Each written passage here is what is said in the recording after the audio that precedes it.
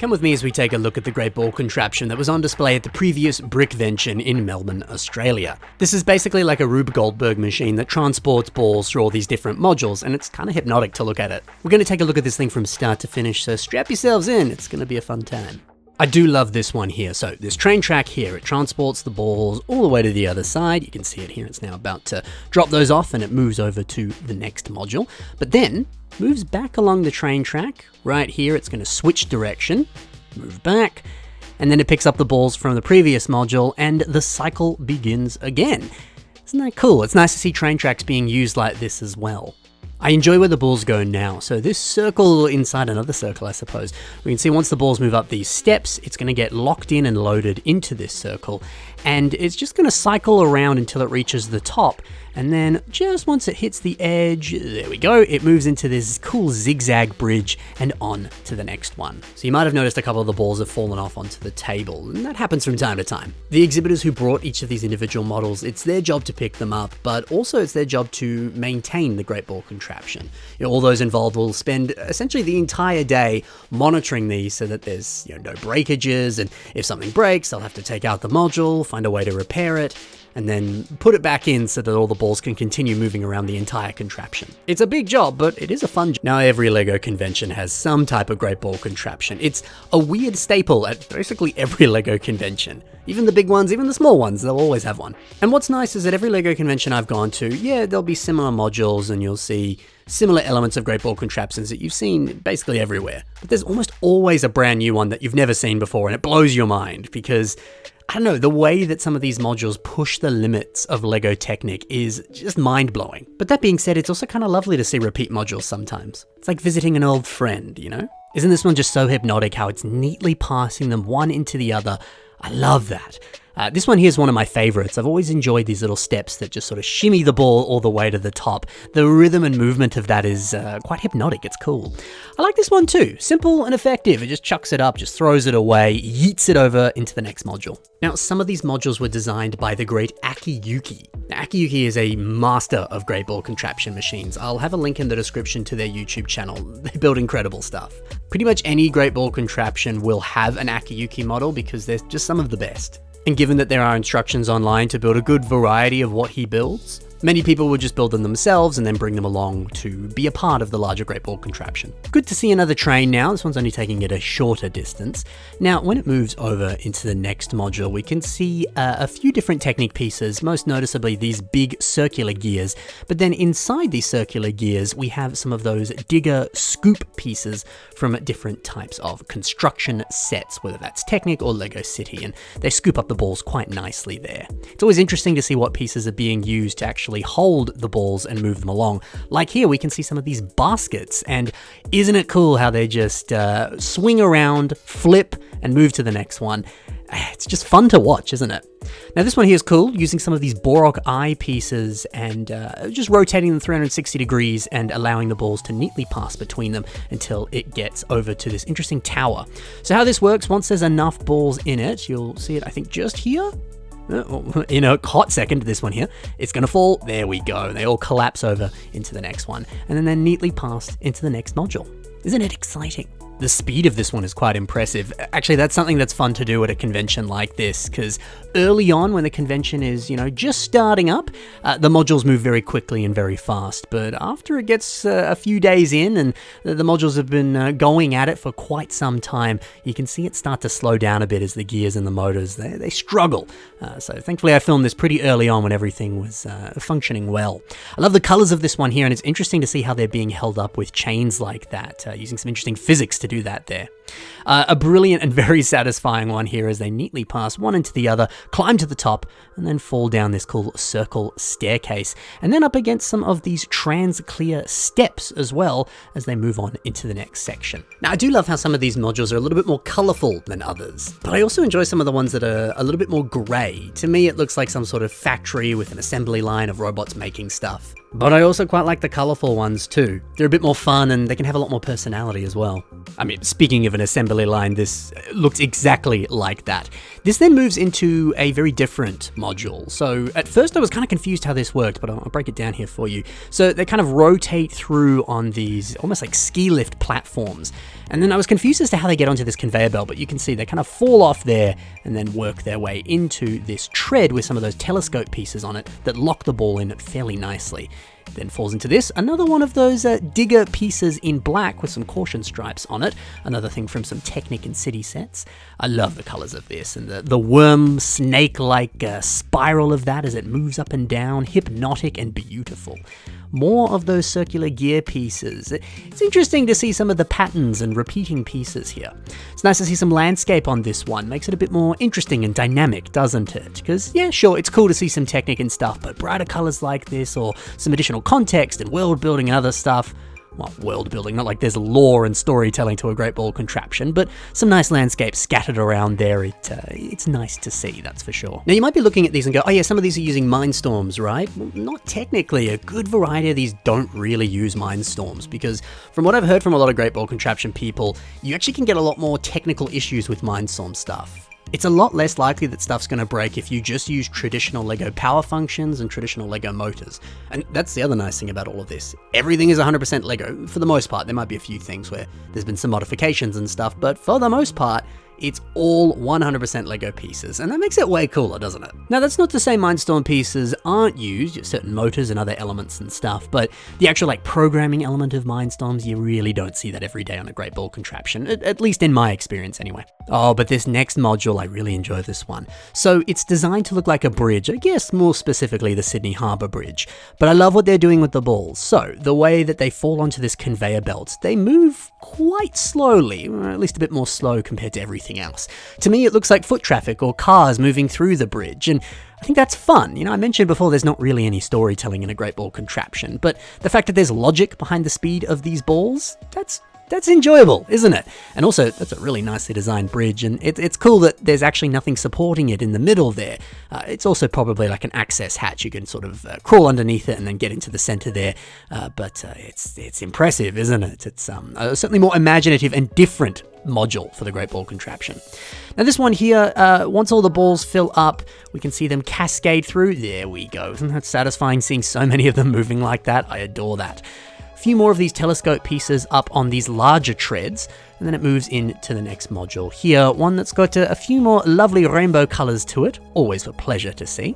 Now I mentioned Akiyuki before and how a lot of people had built some of his specific modules and were displaying them here. But a good variety of what you were seeing are custom models that have been purely designed by the builders, but some of them they've found instructions online and then they've just built their own version just so they can be a part of the fun. But you know, it varies from person to person and module to module. These balls are a little bit more slow, but they eventually move over into the next one. This big blue one, super cool. So they just move all the way up the top, but it's a lot higher than you think. It moves quite high here.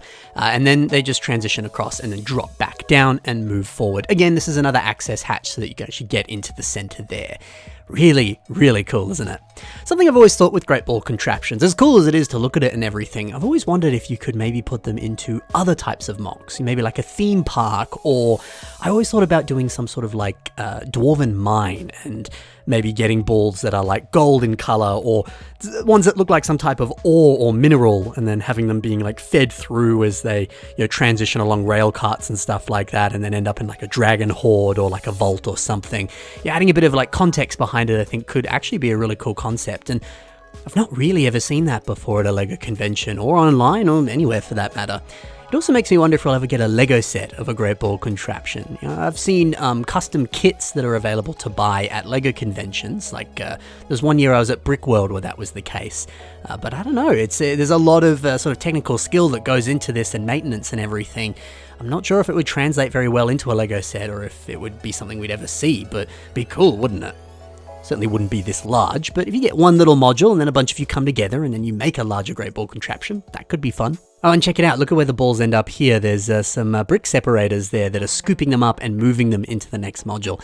If you're like me and you buy a lot of Lego sets, you probably have thousands of brick separators, so it's always a pleasure to see them having some sort of practical use inside a mock and not just purely as a tool to help you, separate bricks and stuff like that. You might also notice there's not a lot of people walking around at the moment. That's because I filmed this on the AFOL day at Brickvention. Basically what that is it's a purely exhibitor-focused event, but a few additional guests can come in, and basically there's no public. So it allows you to look at the Lego creations without it being super packed. But also on the AFOL day, there's plenty of games and panels and talks and prizes, and it's the best day of Brickvention. Just saw a nice Great Ball Contraption based around a castle. Anything castle is always a win. I love me my castle, and normally I actually display castle mocks at Brickvention myself, although this year I don't have a castle, which is new for me. You'll have to stay tuned and see what it is that I bring. Now, this is my favorite module in this year's Great Ball Contraption. So you can see a bunch of them lined up there on the mountain, and then you can see this interesting TNT thing over here. So what happens is if you push that yellow lever, the mountain explodes and the balls continue and move. There it is, doing it exactly there. I get a shot of it here of you actually seeing it being pushed down and then exploding. Give it 1 second. There we go.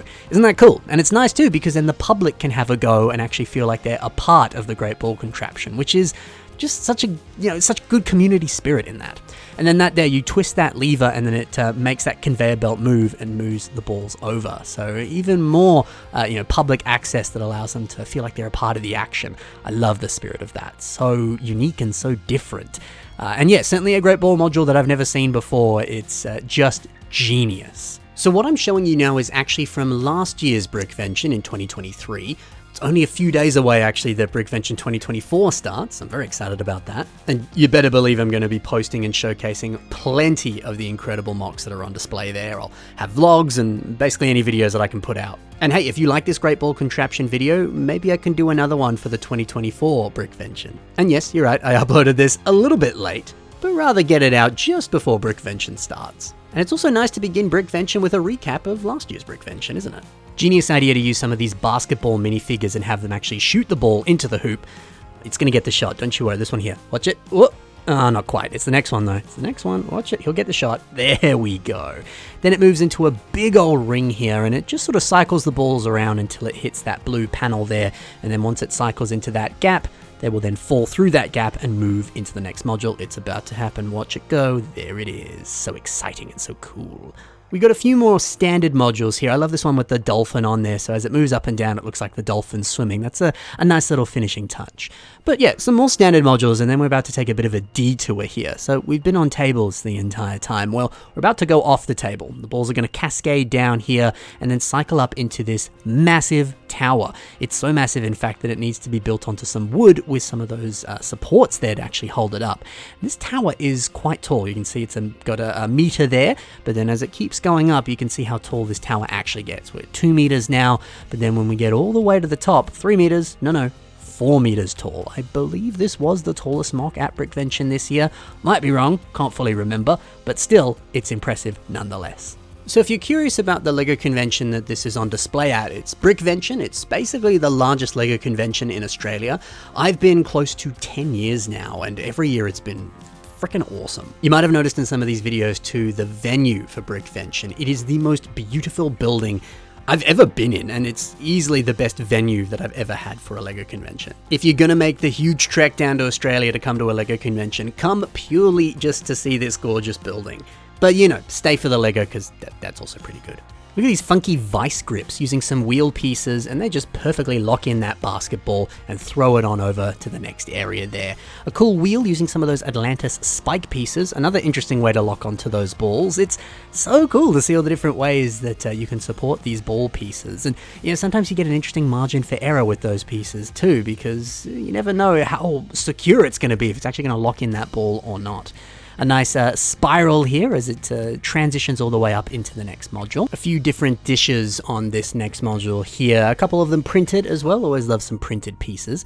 But where the balls move next, this one's very, very fun. It's a bit of a mini golf course using these balls as golf balls. Even though they're basketballs, it's a confusing thing, but it looks gorgeous. Lovely to see some Fabuland in there as well. One of the best and weirdest Lego themes, but always super cute to see it. And another castle. Love me some castle. And I love that windmill as well. It's sort of a staple for a mini golf course, so good to see it here. Now, like this one here, it's got one of those traps, so didn't quite go through that drawbridge there because it's moving up and down, but I think I did get a shot of one of the balls managing to make it. Let's see if we can find that there. There it goes. Will it make it this time? Not quite, but will the next one? Yeah, no, yeah, there we go. The mini golf course continues and kind of sort of ends with some classic space love. You know you're at a Lego convention because you see classic space. It's everywhere at Lego conventions. AFOLs love their classic space. It then moves into a cool one with some landmarks from Melbourne and a lovely rainbow Melbourne sign there as well. The balls moving through the road almost like they're cars, although I still prefer how they looked on that Sydney Harbour Bridge, but lovely to see a bit of extra context there and some recognisable things that people in Melbourne will certainly be able to identify. It's cool to see how they stack up on that tower and then flow through onto that bridge into this next module here. Yay for more castle and a nice little volcano thing too, with some zigzaggy bridges that it transitions across. That certainly does look quite lovely. Moving over here, we get into some cool robotic arms that it's almost like they're sorting Lego. They just sort of neatly pick them up and then move them up to the next bridge, and it goes over into the next section. But this one, it's awesome. I think this is an Akiyuki module. I'd have to fact check that, but pretty sure it is. It shoots it into the basketball hoop there, and it continues on. Isn't that awesome? And it's got some surprisingly good accuracy getting it into that hoop as well. Very, very cool. Another conveyor belt of sorts as it moves over here into this funky red one here that's just sort of throwing them up. So you might be watching this and you're thinking, oh man, I should really go to a Lego convention. You absolutely should. They're some of the most fun things that I do, and I always actively want to go to some, but living in Australia, it's not always as easy. There's not as many on as there is in the US and stuff like that. But by all means, take a look on the internet, do a bit of a Google and see if there's any Lego user groups or lugs in your local area, or just see if there's any Lego conventions. I remember someone messaged me once and they were like, I live in Chicago, there's no Lego conventions here. And I was like, dude, you were very wrong. There are heaps of Lego conventions in Chicago. So just do a bit of a Google, see if there's anything in the nearby area. But if not, it might be worth flying down and visiting one that's a little bit further away, because hey, I take the trip down to Melbourne every year from Perth. It is so worth it. This big spinning wheel is cool, and that collapsing one there, love that. And we're getting towards the home stretch now, and I quite like this one here. So the balls just drop down, and now when this circles right back, the way it scoops it up like that, and then moves it over to the next one, isn't that quite satisfying to look at? This module is quite hypnotic.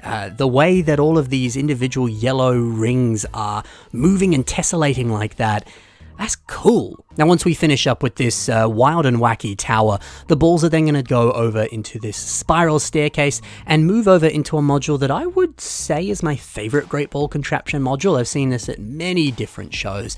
But these chrome bowl pieces, they're slightly older pieces, but they are the perfect fit for those basketball elements. And the way they neatly pass one over into the other, it's so satisfying to look at. Isn't that cool? So a ball just fell off there, poor ball. But I love seeing these ones transition here in between all these blue Technic pins and hopefully land in that basketball hoop. Very nice to look at. A cool tower that's just rotating the balls over, and then they go up against these weird, wacky looking dinosaur things that pick up the balls and then just throw them back like they're a giraffe doing stretches or something. A few more individual modules now, and honestly great work to everyone who was involved in the Great Ball Contraption this year, because you can see the amount of work and effort that went into this, not only before the convention with having to make this, but also having to maintain it every day of the convention. That kind of level of dedication is certainly impressive. I love the colors of this, and also the weird swaying movement of that. Isn't that cool to watch?